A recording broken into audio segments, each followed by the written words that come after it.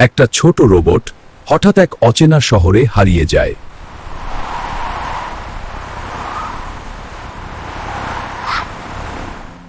চারদিকে এত মানুষ, তবুও সে একদম একা।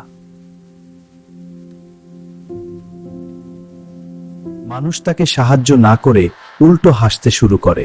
এইটা নষ্ট রোবট! কিন্তু এক ছোট ছেলে এগিয়ে আসে। ভয় পেও না, আমি তোমার বন্ধু।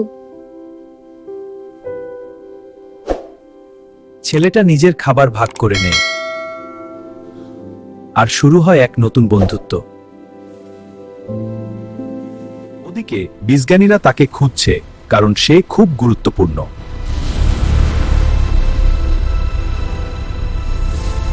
শেষে রোবটকে নিয়ে যাওয়া হয়, কিন্তু তার মন পড়ে থাকে বন্ধুর কাছে।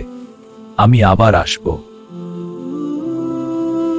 সত্যিকারের বন্ধুত্ব কখনো হারিয়ে যায় না।